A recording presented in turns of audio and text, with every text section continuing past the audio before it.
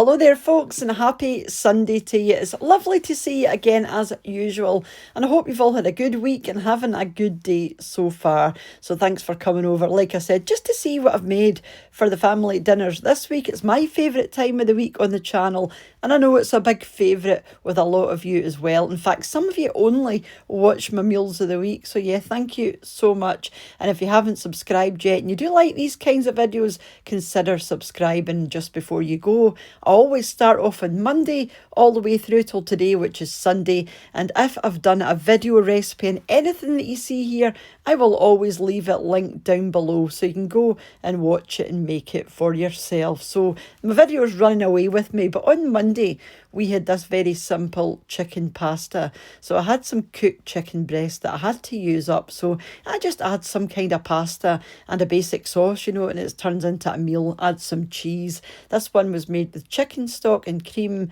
and what else? Celery salt and the chicken breast and parsley, salt, pepper, garlic. You can add anything to this and make it into whatever sort of style chicken pasta you like, but it's very, very tasty and a good way of using up leftovers as well. And then moving on to Tuesday, it was absolutely freezing on Tuesday. We've had rain and wind and it's been biting cold. So out came the slow cooker and I made a traditional beef stew and dumplings. Sometimes I put my dumplings into the oven to go crispy on the top. This time I just left them soggy the way they were and they were lovely. So it was baby new potatoes with parsley and butter. That's a beef stew with onions and carrots, and there's turnip in there as well, but you can't see it, or swede, and then that dumpling on the top. Like I said, lovely and warming for what was a freezing day. And then moving on to Wednesday, another pasta day. It's just been one of those weeks. We've just been craving something warming and comforting just because the weather has been so rubbish. We've had no snow yet, and I know a lot of folk have had snow. We haven't. We had snow, I think, for a couple of hours and it just disappeared. But yeah, because we're so close to the sea, we don't tend to, it doesn't lie. But anyway, on Wednesday we had macaroni cheese. So there's a wee pot at the back with some tomatoes, salt, pepper and parsley. That's my standard baked macaroni cheese with some pepper on the top. Sometimes I just put the tomatoes on the plate. This time, just to make it look a wee bit fancier, I've put the tomatoes in the bowl, which also match the plates, but they look darker, but they actually are the same colour. And this is it here, just out the oven. And I do have a video recipe for this, I will leave down below. In fact, I might need to do an updated macaroni cheese video recipe because I do it slightly different now. Then moving on to Thursday, we had haggis. You can't get any more Scottish than haggis, I don't think. We love haggis, but it's quite naughty on the calories, and I'd started putting this out before I pressed record on my camera. So that is very creamy mashed potato. There's a wee bit of mustard in there, salt, pepper, parsley, and that's the haggis there as well. That was that beautiful haggis that I got from the local butcher with some diced swede on the top. I usually mash my swede, but just for a texture change, I just kept it, in its wee squares. This was the haggis here, like I said, out of the local butcher. Not the cheapest haggis in the world, but it is really, really tasty. And then moving on to Friday, we had fish cakes. I feel as though we haven't had fish cakes for absolutely ages, and we do like fish cakes, and these were the ones you'll have seen in my Tesco shopping and bagging. These are cod and potato fish cakes, and they have a melt in the middle centre. So there's parsley sauce in the middle of these. So when you cut them open, you get a wee river of parsley sauce, or you're meant to, but it never does ooze out, but it's definitely in there. And we just had some skinny fries on the side. These are the Tesco skin-on fries, which we love. Some garden peas, and then just to take the dryness off of everything, I've made a wee quick and easy cheese sauce for the top, and of course some black pepper as well. And then moving on to yesterday, we had chicken burgers. Again, if you watch my wee Tesco food shopping and bagging, you'll have seen these burgers already. Just not, put into the bun or anything, but you will have seen these already.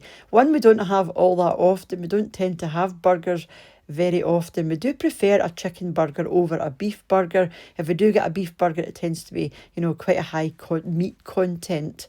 burgers. But yeah, tonight it was the chicken burgers. I don't know why I'm going on about beef burgers, but there you go.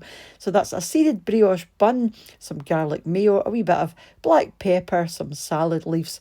That's that breaded chicken burger there. They call these burgers, but they're actually just chicken breast covered in breadcrumb, a sort of breadcrumb batter.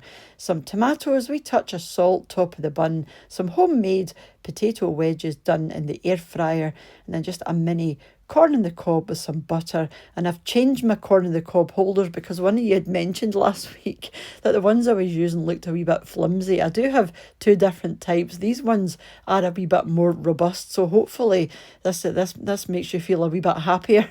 So these are the chunkier corn on the cob holders. These are just from Amazon. They're really cheap, but they seem to disappear the same way socks and hair ties do.